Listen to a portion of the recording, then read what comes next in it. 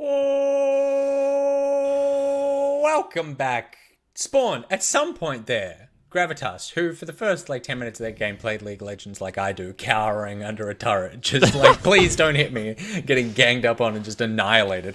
Looks like they may have fought their way back into it. Was not meant to be, though. Yeah, and I think kind of a weird game of League of Legends because I think that Orianna is a fine matchup into Syndra, but I would think a lot of Syndra players would say during laning phase, Syndra can still win that matchup. And Ezreal is also a fine matchup into Aphelios, and a lot of Ezreal players will skill check that matchup, especially pre-BF Sword purchase. And swapping those two champions did something really interesting to the draft. Ezreal has no way of generating priority, and it also meant top side of the draft was Ezreal, primarily AD, Lee Sin, primarily AD, Renekton, primarily AD, into Ornn Trundle. And guess what that means, ladies and gentlemen? Your top side of the map sucks for the first 15 minutes of the game because they're going to build Ninja Tabby and you ain't killing anyone. And I think that's why the early game was so rough. Credit to Gravitas. They certainly stuck around in that one and they picked up a lot of dragons, which gave them a soul win condition. And I know the guys were talking about the mid-game flaws that they saw in the Direwolves that game. And I think if you ever lose 3 dragons whilst we're heaping this praise on you, it probably is a case of, where did this game go wrong for Direwolves? But I just think that that's one of those. That's a coach getting too fast. Smart. In theory, all of that makes sense. But when you actually put it all together, you end up with fairy poop in a cup, Nick, as we found out the hard way in LCS. Why every seg is just feces what you have on the He brain? loves it. I don't know, man. He's got these things in his mind 24/7. Maybe that's parental life, right?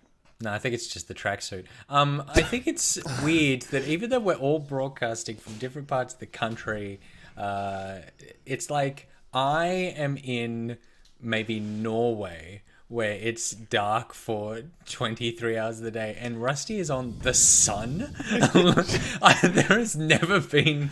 I actually do think you have stayed at the gym, and because that is not the normal amount of light that beams into your room. But it surprisingly is. I know it's crazy to consider, but no, this thing. Okay, so I was having this conversation the other day. I reckon I could put LED strips behind this because it's see-through, right? That's the natural lighting, and then we could have some wildness, like maybe some green radiation, and I could be on Mars. Oh, that's cool. Okay, yeah, well, we'll look forward to seeing that next week. Just By make the sure way, you don't put the Mars, strips red planet, upside down. third planet from the sun. Yeah, it's got green radiation around the rings of it right now, doesn't it? Fourth planet from the sun. Yeah, no, I mean, I think, why would you want to be on Mars when you could pick any planet in the world? In the solar system. In the solar system. Okay, that's a good question. It has Okay, oxygen so- in it. Okay, so you're not allowed to live on Earth. Which planet are you living on? It does have oxygen in, like, the planet. Assume the assume- atmosphere. That's in the atmosphere. Is That's a Mars's step. atmosphere primarily oxygen? Is But that's Mars... not enough. It's not enough. No, it's not enough. But that's... So at that point, it's like, isn't that just like a tease? Like, there's a little bit of oxygen out there. You So think, oh, maybe you would I just could pick a go planet out. with none? Yeah, no, that's why. It actually has very little oxygen. It's 100 times thinner than Earth's. I'm not sure that's a good reason. It's mainly made up of carbon dioxide. They need some more trees, Rusty. You're gonna have to take pick some trees Saturn with you. because it's got a ring. I like it. Oh, that's someone in chat said, "Can you choose moons?" Yes, you can choose. Yes, moons. because that's what I was going to say. Apparently, the most habitable thing in our solar system, apart from Earth, is actually Jupiter's moon Titan. Really? Yes, apparently it's got... just past the...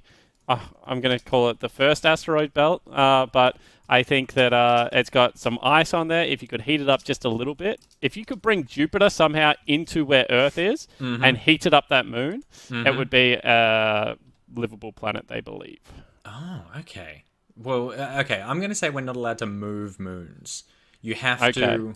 You have to pick something as it is, but you can have a habitat on there that can support you. So basically, you're allowed to go there, and we will figure out a way for you to live there. I guess absolutely. We're talking aesthetics, really. Pluto is every gamer's dream then. It's never daytime there. The sun's so far away that it's like you're going to have the perfect atmosphere. It's always dark, no glare on your computer screens. Yeah. I'm sure the internet at Pluto is much better than the internet in Australia as better well. 'cause infrastructure than the infrastructure is probably a little bit better. So I'm going with Pluto. Like, give me the dwarf. Okay, so I'm looking at Europa is oceanfront property. See, I'm going towards like a Neptune situation. Like I would like something where there's a weird gas thing going on. Like you could maybe fall into it. And then throw it and then out the other side. Yeah, but I mean, Pluto's a good get though. I wouldn't do Jupiter; it just seems way too hot. I'm waiting for SpaceX to become a big thing, right? You know when they said about you'd be able to fly from one side of the world to the other in like 40 minutes? I feel like that'd be insane. Do you know Jasper's actually obsessed with it? For those that don't know, SpaceX, these rockets like come up and down and they like land and stuff. Skimmy's right. Everywhere in the world under 48 minutes. That's gonna be so crazy. You think about like what the times we have to go to Europe, and it's like what a 40-hour mission. It's absolutely insane. Yeah, and there's only like a 3% chance that your rocket will blow up as you land. So, like, those are pretty good odds for practically odds of going outside and surviving at the moment, Nick. I don't see any downside to this. That's very true. Russian Dude 4 in the chat, which I believe is just spawned, said scientists found 3 habitable planets in our galaxy so far. So we're extending this to beyond just our solar system, and then we're going. Yeah, no, you can't go galaxy because you have to be able to get there. And What's our galaxy? Bulges in the middle, 16,000 light years 6, but out by us it's just 3,000 light years wide. And what's a light year? 12 million miles a minute. Yeah. How do you? What's the word I'm looking for? Long is a light year. Yeah. How long is a light year? It's 12. No, it's not. It's like how fast. It's 12 million miles a minute. 1 light year is 6 trillion miles. Yeah. That is insane. That's long. Okay, I'm gonna throw out. Rusty, and we need to hear from you because you started this. I'm going to throw out an option. Can I live in that car that Elon Musk shot into space? Oh, I mean, can I just camp in that thing and then I just float through space? Does that count? Why would you want to do that? Why would you not? That sounds awesome. Like, what are you doing? You're stuck in a room that's like smaller than what you've got there with your partitioned wall on a planet that you can't go outside of because you'll die, and you'll always just see the same view until that happens. Whereas at least when I'm in my floating car, I'm going to be drifting past interesting things. Well, so that's, I guess, depends how much of a thrill seeker you are, Nick. Because every now and then, you can't control where you're going, right? If you're in the atmosphere, let's just say you're floating aimlessly through space. There could be asteroids getting dangerously close. Who knows? That could be wild. Yeah, well, like, if I'm going to go, then I may as well go in a blaze of glory. I don't want to go, like, choking on my own, like, lack of oxygen on the surface of the planet. I want to be in a car accident in space. Because we definitely have a satellite still, that's still connected to Earth. Like, Voyager 1. So, Voyager 1, like, when was that launched? 1980 something or something? It's so far away now. Like, that's out past, like, it's about to get, I think it's in Kuiper asteroid belt, which is like the asteroid belt that includes Pluto and a couple of other dwarf planets are in that Kuiper belt. It's way out. But did you know something fascinating about our solar system? Is that they think now, so picture a solar system, because people picture it kind of 2D, but imagine it kind of 3D, like a sphere, right? So we have an inner asteroid belt that separates Mars from Jupiter, or the terrestrial planets from the gas planets. Then we have an outer solar system, which is the Kuiper solar system, the asteroid belt, which has all the dwarfs in it. Apparently, if you go back even further, there's another asteroid belt, and they think this is why our solar system is really unique, that like 360 just has engulfed our solar system and kept it like really safe. So maybe that's why the aliens haven't come yet, is we just have like super asteroid belt around our solar system that's keeping us safe from all the aliens and stuff. This is like space attack on Titan business going on here. Yeah, that's like it's that thing from Iron Man. It's Tony Stark's like shield for the planet. Correct. It's like the thing that keeps the steel out of his heart is the thing that, like, you know, protects us from everything out there. So does that mean we're technically a part of that solar system? No, sorry, not solar system. It was an asteroid belt. I said I said solar system. I said asteroid belt. But yeah, it's a big asteroid field around our solar system. That's actually super cool. The things you know because you visit the NASA website every day. Yeah, no, I know a lot about dinosaurs and Peppa Pig. So if anyone wants to next pick segment, dinosaurs. which house in Peppa Pig you want to live in, then let's do that. All right, we'll talk about what we were going to talk about next seg, because we spent nearly 10 minutes talking about which planet we want to live. And we didn't even get to an answer. So I'm going to live in Elon Musk's car. Spawn? I'm going Pluto. Skimmy? I just want to live in a spaceship all day, eh? Just a little bit more glammed up than your car. I mean, I'm committed to Mars, aren't I? I feel I'm not going to go backsies on it and take a second swing at something. You can't. You started this. You have to end it. Okay, cool. Well, there you go. Chat, let me know what planet you want to live on. That sounded insincere, and that's because it was. It's time to jump into the prep for the next game. I've lost my notes because all I see is questions like, what is a light year? And a CNET article, the best places to live in the universe after Earth. All right, game number 2, it's Chiefs versus Mammoth. How much analysis can we do about this? Because the Chiefs are back. Mammoth have not arrived yet. Skimmy, is this the day that Mammoth make a comeback? Short answer, no. I think Chiefs definitely are just well What's and your above long answer? better. I mean, okay, so like if you want to extrapolate it into multiple fronts, you go Chiefs. Okay, they've got a new support. They're experimenting with things. You maybe taking a note out of Pentinet's book in terms of running a 5-range composition that has no engage, but they can just still outscale and just play to TN strength, right? Like put Kale on the side lane, let them farm up a storm. Hang on a minute, it's 35 minutes in. Kale just 1v5s, right? I think for Mammoth, I think the most success I've seen is their link-up between Bass. Bass seems to be like a standout player for me as their jungle, but then the link-up for Mboma and Artek. I feel like they're definitely looking to try and play through those guys in the bot lane. I think when it went up into Legacy, they went even, but they were just too far behind as a team to actually make anything happen. You look at top side, obviously Liv is still trying to transition into that top lane role, has been bullied by the majority of these Titans, you know, going like 0-7 up against, like, say, Tapoon. And then you got Chungi adapting to the pro life. Comes from OCS, comes into OPL, has got a few pocket picks, but will have to make that adjustment from what worked for him as to what now works for this team as an identity. So I think it's for them looking for signs of improvement, whereas for Chiefs, it's polishing what hasn't worked in the first 2 weeks. And at least we have one person that preps for the bloody broadcast, because I haven't seen anything like that coming out of you, Nick or Rusty. How am I now? That was, like, as that went on, we all just started going, oh my god. Skimmy never ceases to surprise. It's either incredible analysis or just like, how is this a person and why did God give him a voice box? And it is there's no in between. It's just one of those two things. I'm here to impress, man. We're going to get to the game, but before I do, I need to remind you about the NeoServe competition that is running. We want you to be a part of the opening title, so please send us a video of you joining our opening titles in any way that you want. We're going to judge the best one. It's our last week to enter, so please get your entries in. The winner gets $500 in NeoServe voucher credit to use on the League of Legends store. 5 runners up get a $100 voucher each. You head to the website lol.esports.com to check out the terms and conditions, and we would love to get you involved and be part of the show. So a massive thank you to our sponsor NeoServe to make that happen. And before we jump into the game, Spawn, something to make you hate Davo Erlo even more. He said, what is the closest thing to Pluto? Your Plu foot. So with that, we're going to jump into a break because we're all going to need it to recover after that awful atrocity. And we'll be back with game number 2. It's Chiefs versus Mammoth, and it's coming up with the Max Champ Select.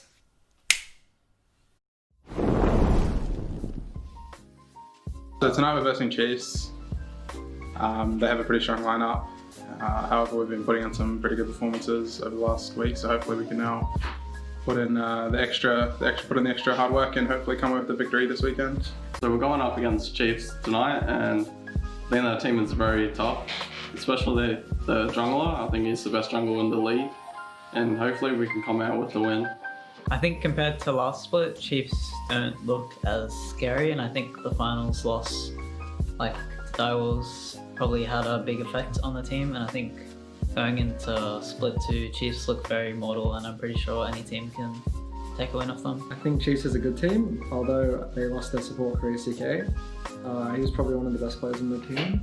They're still quite strong though. I think Ian is probably the second best top laner in OPL, so it'll be an interesting game.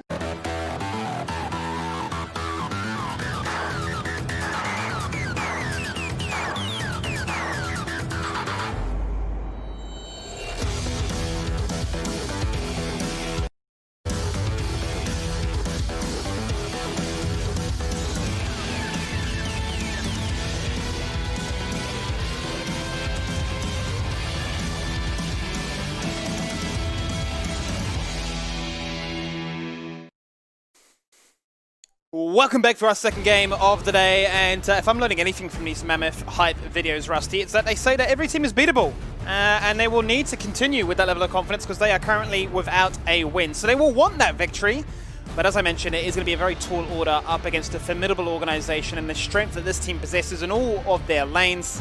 The Chiefs definitely going to give them more than a run for their money. They're going to give them a battle. Yes, every team is beatable, Skibby, and Mammoth are proving it because everyone is beating Mammoth as well. They are the ones who need to change it. You know what I was thinking before? We were talking about what this game is really like. And I'm going to preface this with, I hope I'm wrong. Okay. I do hope I'm wrong. But you know when you first start playing video games with your mates, it's like your first time you have like a LAN party or whatever it is, you're playing some Smash Bros or something, and you're the best. Like, none of you have ever played before, and you're just naturally so much better than everyone else. And then you stay at someone else's house, and they've got the game as well, so you're pumped. You're like, yeah, let's bloody play, and they just slaughter you. That's what it feels like when Mammoth came into the OPL, and we're still waiting for them to catch up to the rest, you know. And I do hope that things turn around, and that we don't continue to see a moo-moos in results.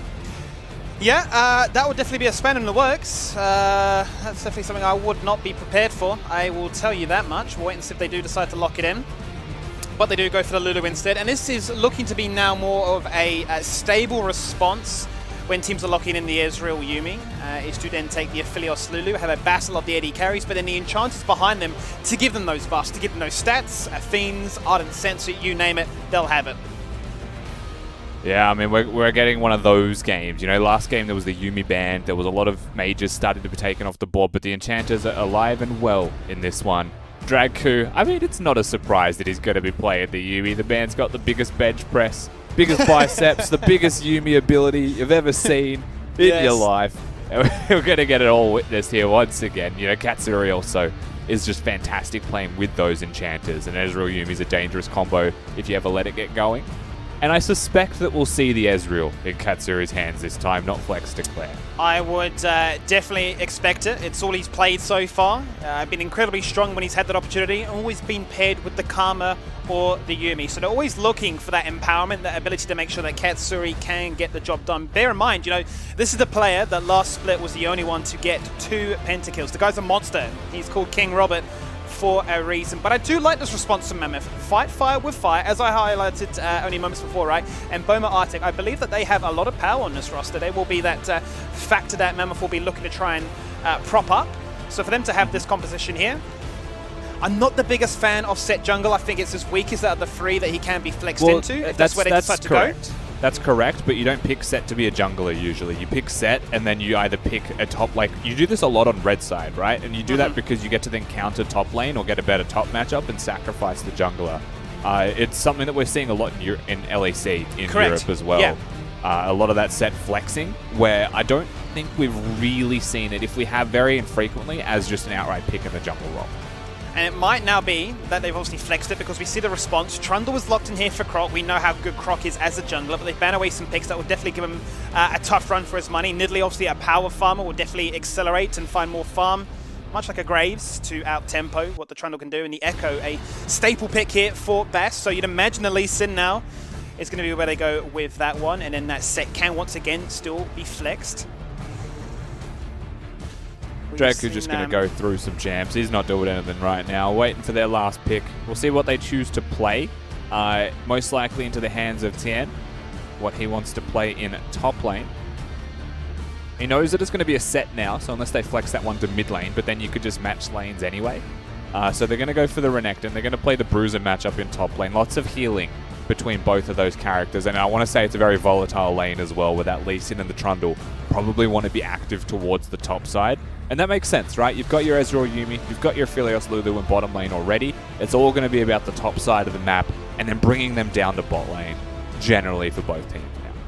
It's going to be an interesting adaptation, actually, because Tien never, ever actually played the Renekton last split. So a new addition for him to show what he can do. The Ahri player, Skimmy? Yep, this is a pocket pick for Chungy, and this is what I mean, right? You know, this is a new player coming in, he's got those pocket picks. It's going to be about that transition, kind of similar to how Gravitas said, right? When Suman came in, he said, look, this is what I want to play. But as the split's gone on, they've changed things around. So, this is what we're going to have in terms of our options here. I look at Mammoth and I say they want to pick. The question is, who are they looking to pick? They have some backline access, you'd imagine, to try and get that Ezreal. But to try and get through the front line first and foremost is going to be a tall order. Yeah, and it's not like Ahri scales poorly. I just, you always look at an Orianna versus an Ahri and you think I'd rather have the Ori on my team as a general statement. There is a lot more skill involved in the champions that Mammoth have picked. And that is forever going to be my biggest concern, right? If you're currently a team without a victory in the OPL, and a team that struggled through the first split to find those victories until about halfway through, you just want to play, honestly, like the Direwolves compositions. You just pick things that can press R buttons, right? You make the ease of access for a composition's win condition simple. You just press R, you group up, you're able to win the play. Because then you can fix the other things, right? The things that you need to fix. Maybe it's macro, maybe it's team cohesion, whatever it may be. They'll become more obvious. But these pocket picks, these things, these individualities that exist within the Mammoth draft right now can make the game just a little bit harder. And that's what we're going to be looking for, right? Is that ability to try and find strength in your 1v1 or your individual matchup to give Chiefs a run for the money, because there's no denying how strong Chiefs are when they group as 5. How many times have we seen both Tien and Claire link up, come with conviction, destroy you? And then if you say, okay, we've taken these guys down, then Katsuri comes from behind as well. So looking to see, especially what happens in this bottom lane. But once again, Chungy is going to rotate with this electrocute version. We're not going to get the activatables. He wants to be twice the in a damage row. dealer. Absolutely. He's gone for it. So doesn't want to go for that Glacial at all. One thing that would help their pick is, of course, having the Glacial build. But nevertheless, what we're seeing now is a different style of Mammoth. Last time we saw them skimmy, it was a set in the support role, running that Hex Flash, being super aggressive. And Bass and Artek worked together to get all of the objective steals they could possibly muster. And it wasn't enough to get them the win, but God, it helped them a lot between the two of them. This time around, less engage, less standard going forward type of League of Legends. Much more about the kiting, the outplay, maybe the pick before the objectives. So there is a lot more reliance then on the vision control, their ability to set up in advance. As we've got our Yuumi emotes ready to go. Drag, who knows his role in the team. He's a top laner that's just switched. He's picked his champion. We memed about it before this game even started. I said, are we going to see the Yuumi again today? He just gave me a smile, and I think that tells us everything we need to know, is we're going to get to see the most hated champion in the game, probably more so than Aphelios. Hey, and he is a top laner, so we have to scrutinize his micro. There's no excuses playing a support champion like Yuumi. You don't get to just attach to someone and not exist. There's mechanics in play here. He's under the pump. Certainly will be, as we enter into the second game of the day. Chiefs currently in second place, sitting at a record of 3-1, whilst Mammoth are still searching for that victory. So, highlights for them, things to watch out for is these signs of improvement. It's going to be a tall order here in the top side. Liv's still trying to find his way in this match. Obviously, a lot of those champions can transition. There's a bit of a blur between top and mid lane champion pools. Chungy's still sitting with his pocket picks, but as we said, this is a composition that is looking for picks. I would love to see them try and find some early advantages in this bot side to get their hyper carry style online first. Yeah, definitely. I think if any lane starts to snowball for either of these teams, it can start to really cascade the game out of control. If that set gets ahead of the Renekton, we saw what can happen when a Renekton falls behind. And I think a lot of this then comes down to how these junglers can really come into play. If they're able to get successful ganks off, even if, what Croc's doing now is successful and then he's looking for an invade, then it could completely turn the tides of this game. Lane priorities then forced from jungle control and things could go crazy. They are currently looking at each other. All we saw was Bass Ward hop over the wall away, though. Yep, he's going to dash away to his golems, and that's going to give Croc the information that is necessary to say, well, I'll just steal away your raptors instead, as the mid-wave is held in a standstill, and I'm sure Claire was not too keen to actually engage in that 2v2, given the fact that his mana pool is incredibly low.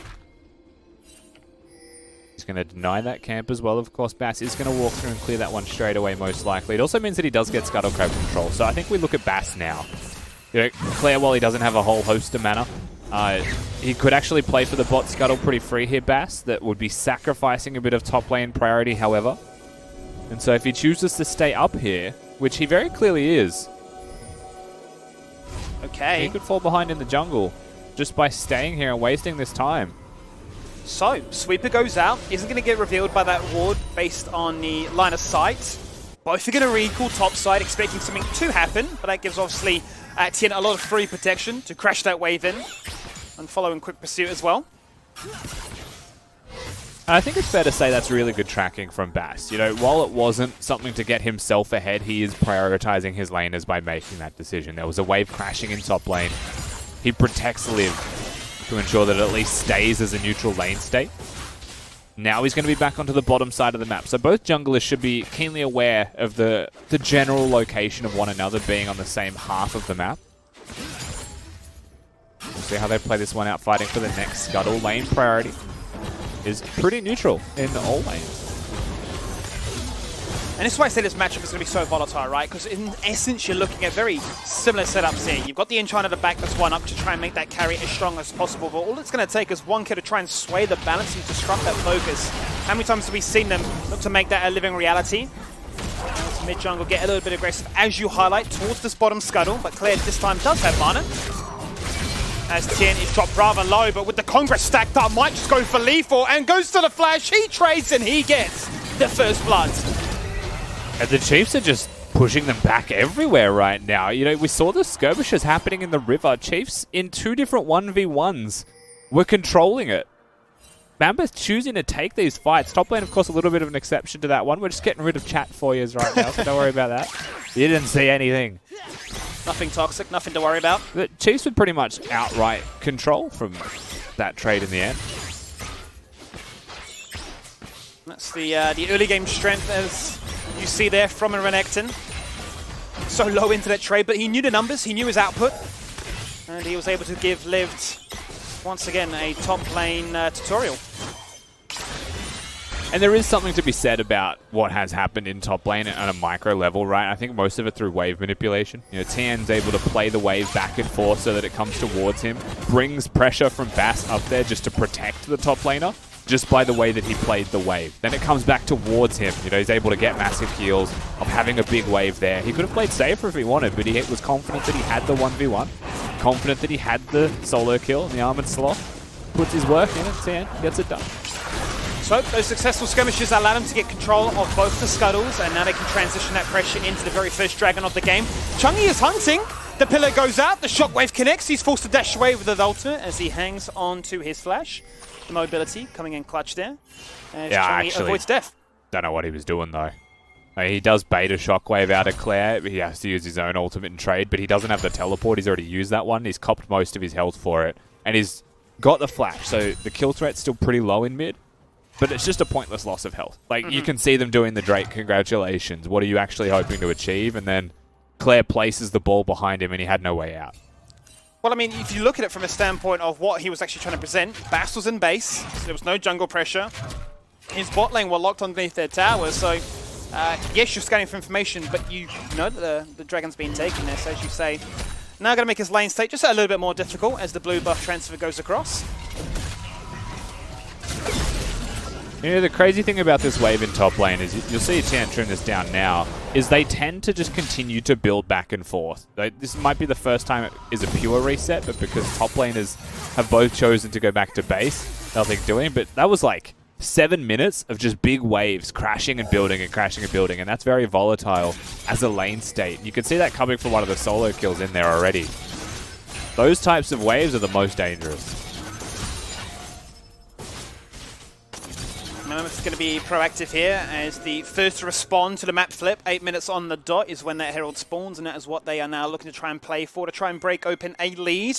And as Chiefs have accrued already the starts of one. We're getting none of the new maps. Cloud and Infernal are going to be the first 2 Drakes. We'll even get a cool new map. Yeah, no, 10-12. Where's the volley there? I'm sure we'll see it. Probably from Pentanet if anybody. Yeah, they could probably. Knowing them, just as the players that they are, they could probably flex it to 3 rolls. Wouldn't be surprised to see Rogue chuck it out there. Yeah, exactly. But pertaining to this game at least, the map flip as it stands hasn't proved beneficial enough to warrant the start or the engage on towards that Herald just yet, as they are now playing for vision control, and the Charm lands. Chongi now looking for some damage, connects, and it sticks. That's now clear, drop down to half, which may disrupt his attention to look to contest or even back up crop. Yeah, they might just be able to take this. Actually, there's a very early teleport coming in from TN. Looks like the Chiefs want to fight.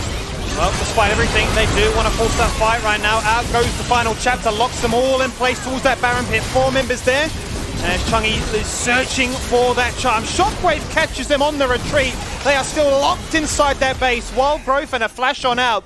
Make that a double. The trouble so damn strong here. The Chiefs just showing so much finesse. And I'll give the credit that it's due. Draco had some pretty good micro in that team fight. He was someone that I said we'd look towards, so we'll give him that. The Chiefs, yes, they will. They'll win the team fight. They'll build the gold lead for themselves. They're unlucky, of course, they're not able to get the Rift Herald. That was taken by Mammoth. It was picked up by Liv, so it doesn't go completely lost there. There is some kind of trade available for the boys on the red side of the Rift. But so far, so good from the Chiefs overall. They don't look like slowing down anytime soon. Any type of contest, any type of fight that happens, they are skill checking Mammoth, and they're the ones coming out with the kills. And we were talking about how volatile the spot lane matchup would be. Well, yes, you can make an argument that the BF Sword will definitely give the Aphelios a small power lead if those fights were to take place. But we mentioned how one kill could be a difference maker here to really accelerate. We've seen Katsuri have some rough showings where his Ezreal was being put back. Unable to hit those power spikes early on, and only really been relevant from the 30-minute mark onwards. But to get a kill, to get an assist, has definitely put him in the driving seat, and I think get him well on his way to getting that sheen and being able to continue to be the bully. I'm wondering how this is going to play out as well. We've got the Drake in 45 seconds. There's no teleports of both top laners, but there is the Rift Herald. So that means that Tan is essentially stuck in lane. He is pretty much locked in lane, and there was even a point where Liv could just walk towards mid, summon it there if he wanted, and just threaten 2 different lanes at once, knowing that Tan wouldn't have been able to get to the fight. But the rest of the map is in jeopardy. You know, Katsuri, Dragu, and Croc have control of the river. Claire's now fresh off that reset with 20 seconds to go, so he'll be able to clear the wave in mid as well. They're pretty much poised to take the Drake once they get control of bot. As you say, they have control of the map right now. What did Mammoth lose from that? Well, obviously they lost a few plays, but they were able to hang on to the Herald itself. That was what the play was all revolving around, and that's what they were able to achieve. So there is a silver lining there if they can find a chance to use it. Katsuri's just done the hardest ward in the game. That's a sick ward, by the way, for those who didn't catch that one. From the river, he placed it into the tri-bush. The red side tower. I've seen so many people fail that one. Must have paid the observers to show that a masterclass on how to ward effectively. It's now attention shown the top side of the map. The dragon is picked up by the Chiefs. Bastos' attention shown elsewhere, and Tien is a bit of a monster right now. 1v2 with that dominance, forced to flash away though, respects the damage output, and will not fall on down.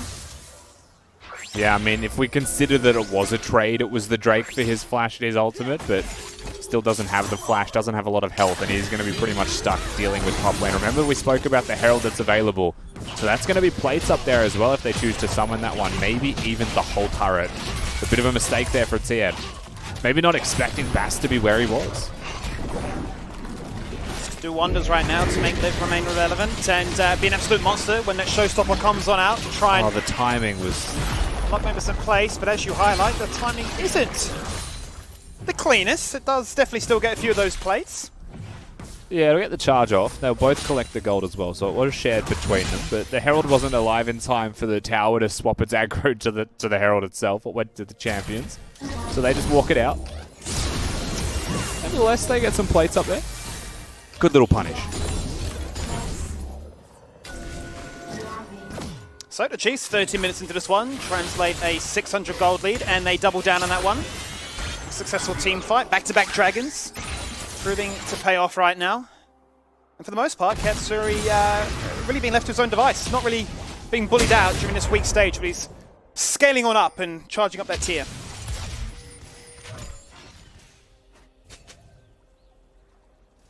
So this is going to be one of those moments where there's not a whole host of things that can be happening on the Rift. Just a couple of turret plates with 20 seconds left. People will try and get what they can. They're not even going to go for the plate in bottom lane. They're more concerned with the tempo of their reset.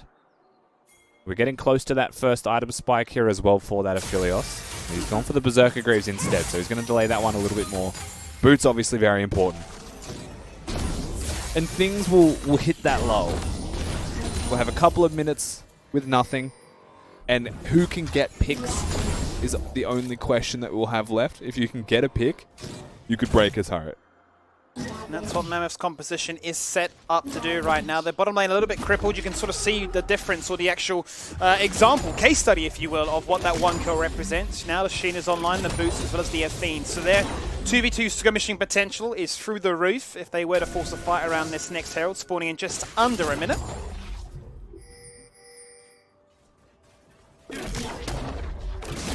And we've got the big Renekton this time around, right? We've actually got the early Black Cleaver completion. We've got the early capabilities of moving towards the Blade of the Ruin King as well for legitimate side laning, which I think is the first time we've seen this in a little while with all of our Renekton. And it's also the Renekton that could have a Yubi running around on top of it to be an absolute raid boss when those team fights start. We are very much set up for the Chiefs to be very dangerous when these team fights come about. We're on Mammoth's side. You know, they're by no means very weak. You know, they've actually got the Luden's Echo done for Chungy. He's 11. Level 11. So starting to ramp up on his cooldowns and damage. There's still some threats. We're just really waiting, and we're yet to see it for them to be able to bounce back and do something in this game. Yeah, it does beg the question as to, do Mammoth look to try and play a little bit hasty and try and over-force their hand, or are they quite content as things are?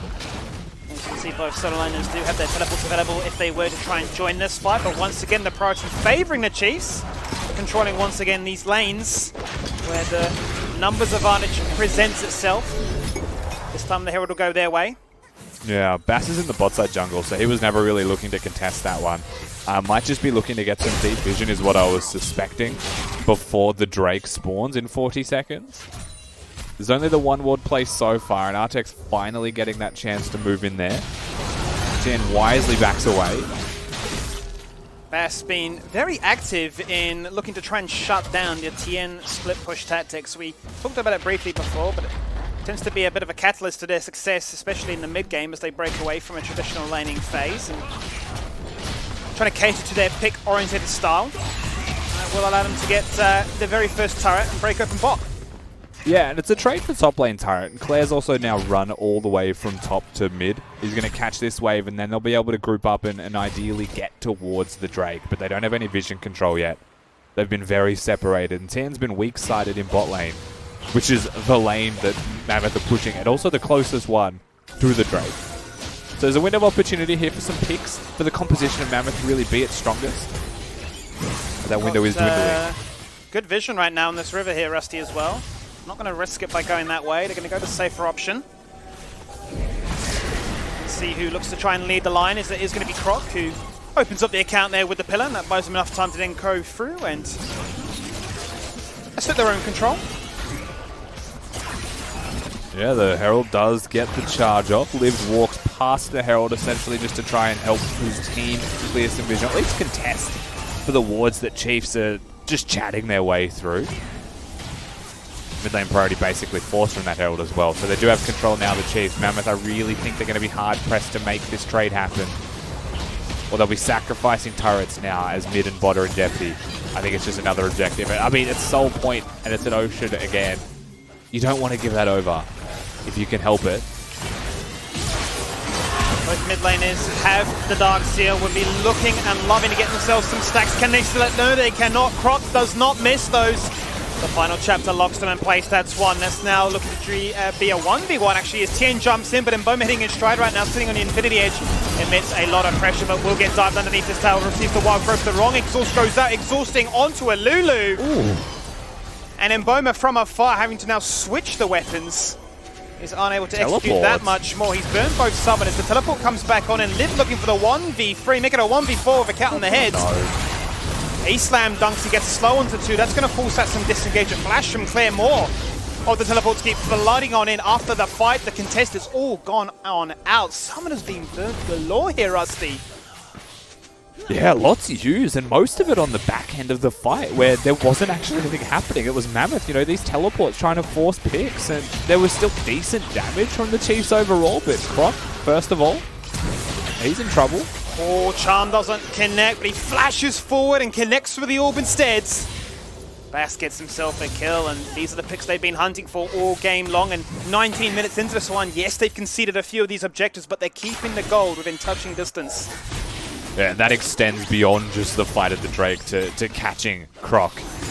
I'd say pushing a little bit too far there, maybe looking for one extra Kev too many. Good punish there from Mammoth, you have to say.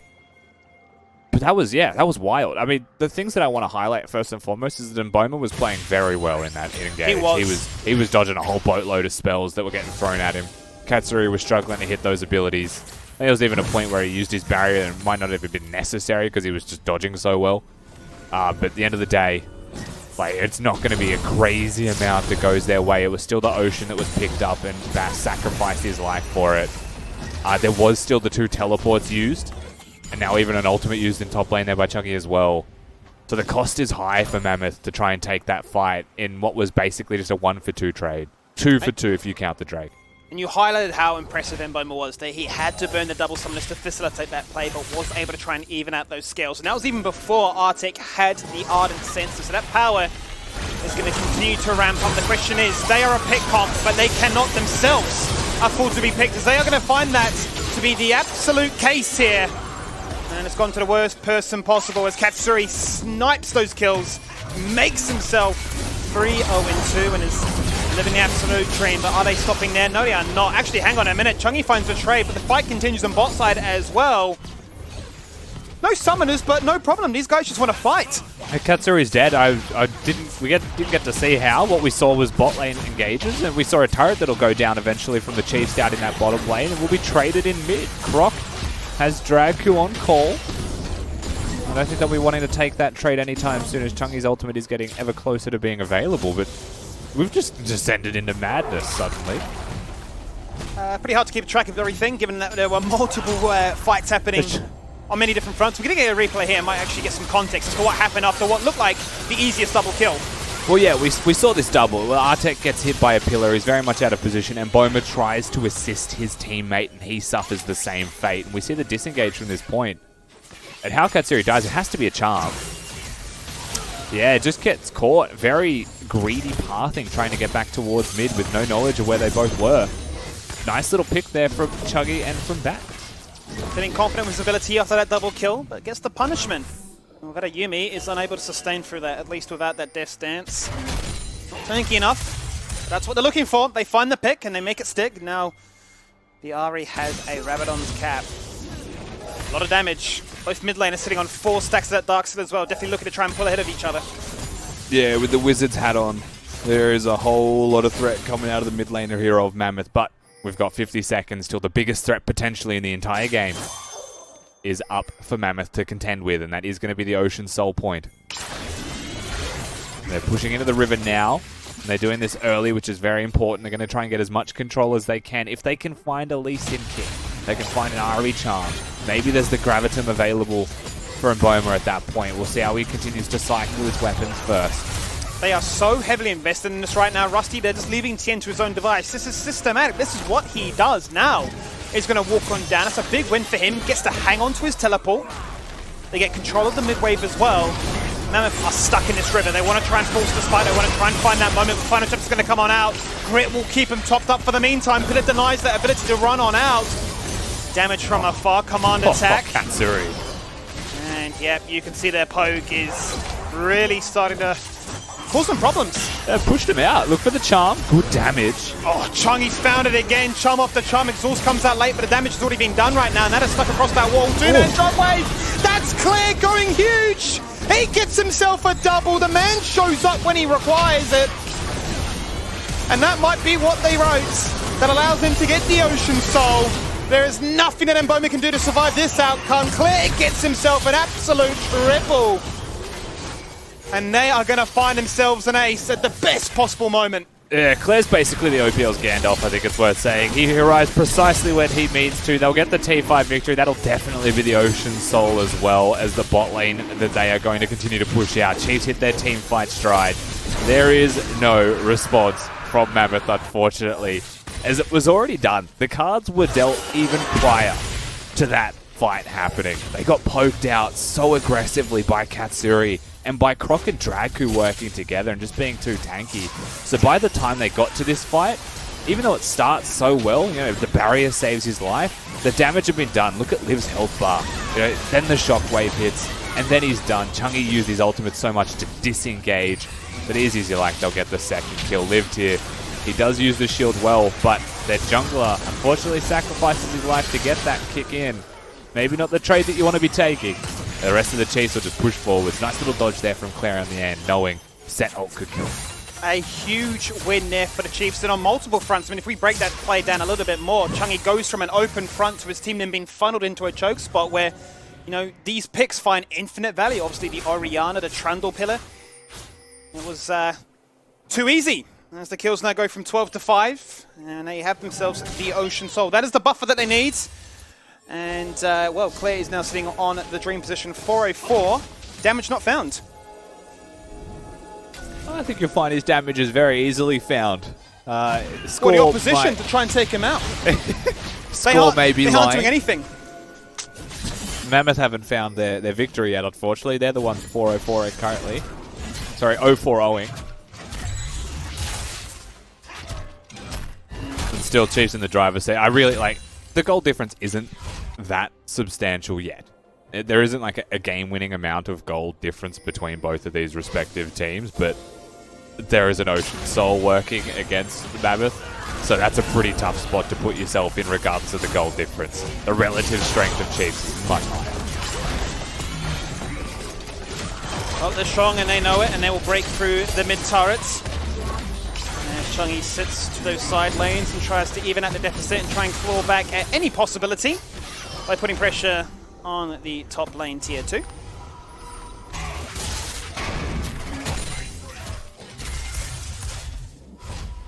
Alright. We're looking for some pressure in mid lane. We're resetting. We're not actually going for the Baron just yet. Claire now has a pocket cat.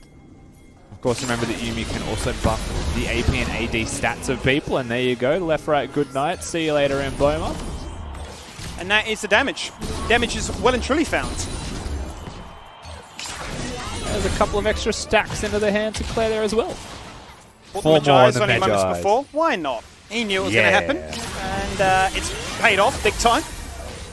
Big purchase here for the Chungi. Chiefs as Death Dance is there, so they have power upon power. TP's coming and Chungi says, I can't do anything now. That was a freak out. He saw the Orianna use spells on him. He instantly altered. Well, with Venom and Boma, it'd be very hard for them to try and contest this one. Eyes on They can Bass, maybe though. find a charm. They can find a kick. They can isolate out a member. Potentially, they can turn things around. They bought enough time. Hey, have Mammoth. Has allowed Chungi to walk on back, but the damage from Claire is literally disgusting. Forget Katsuri, put the cat on this man's head, and he will run Claire you down. Dragku. He is deleting a third of their health bar in one fell swoop. Throw everything at this man. He will survive. He gets shut down in the end, but he acted as a pseudo tank that for sure guarantees the Baron, and Chiefs reign supreme. The Chiefs are doing Baron, and then everybody, literally everybody except for Croc leaves the pit. And they just go hunting. And Croc's left by himself. He's like, guys, you gotta help me kill this thing. You cannot abandon me. As the rest of the Chiefs, in particular Claire and Dragku, go a little bit too far. Maybe they shouldn't have gone that far into the jungle. Nevertheless, it pushes Mammoth so far away from the Baron that it was easy picking. I think they were just feeling themselves there, Rusty. They were having a lot of fun with the current state of this game.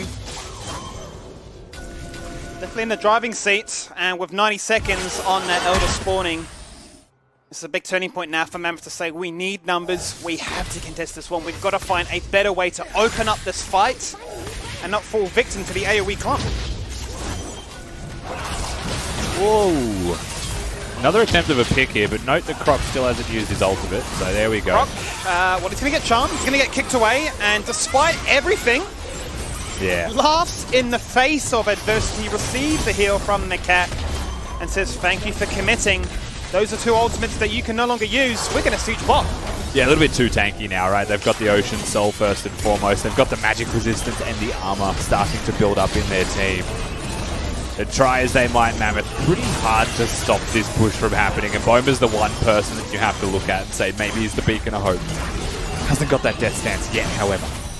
He does not, but he has an Executioners, and with the 2 core items online, with the right weapon set up, will be a big threat coming into this Eldo. Up it now in 30 seconds. They managed to only lose 1 inhibitor, and it will be in the bottom side, so an easy transition for them to clear that and then walk in to the Dragon Pit. But how do Chiefs want to posture this one? Do they want to keep up the threat or assert themselves control with the vision game? I mean, more often than not, you'd be wanting to plant yourself in 2 lanes at once. They've got bot lane now starting to build naturally just by it being the super minions, and they hadn't had any time to set up their top wave. So they're looking at mid. They're just going to use the Baron to hold them at bay, because in 4 seconds the Elder is up. You can see already a teleport from Liv. He's in Zimbabwe. He's going to run very fast, however, as he's coming over here. So he'll be here in time at least for the fight. Shockwave onto 1. Artek, instant the fight, has to cast Wild Growth on himself. That's a big win for the Chiefs right now. Liv jumps in aggressively. Tien deletes Chungy.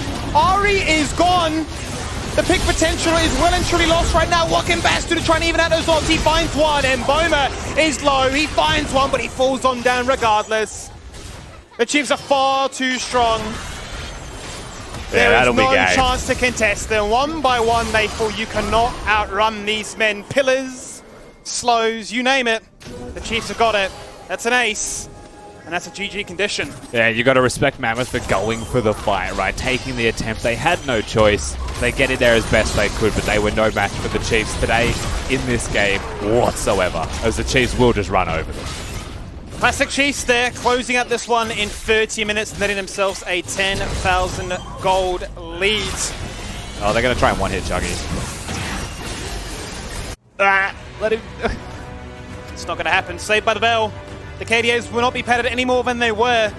Chiefs are going to be happy with that one. They found strength, they got their pocket picks, and they showcased that ease of execution is the name of the game. Yeah, I mean, at the end of the day, and we said this going into the draft as well, right? It feels like Mammoth did make it a little bit harder for themselves than necessary. It's not just about the champions, it's about the composition, right? Like, it's not a Malphite that just goes in, the team follows it. They've gone for the Aphelios Lulu. They've gone for the Ahri in mid lane as well as the Lee Sin. It's not straightforward, even though they may be masters of those champions. And that's one of those things that, like, you are a team without a win in the OPL. You're against one of the best teams in the OPL. I personally would just pick that Malphite Ahri composition and just try and take it to them like that. And as you highlight, very tough to try and find those pick opportunities that your composition flourishes in against an opponent of that caliber. They're not going to give you too many opportunities, and if you don't land them, they will punish you. And that's what happened here today. We're going to finish and jump to a quick break, and when we return, it's a big one. League leaders, reigning champions, Legacy, take on Pentnet.gg.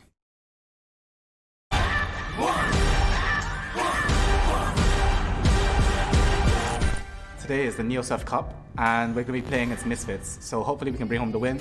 NeoSurf is simple, safe and secure. You can go to your local shop and get a voucher code and use it online, preferably to buy League of Legends skins.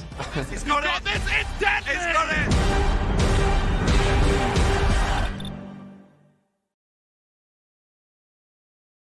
Welcome to the 2020 OPL. I am Nick Boy Richardson. And that's a beautiful hemo play, got to multiple members. He gets himself a double kill. It's Ray's doing what he does, the team fight king.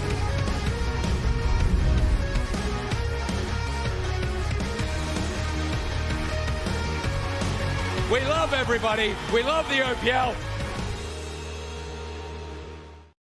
If you're craving the taste of your favourites, head to Macca's for a fast, safe and contactless drive-through experience.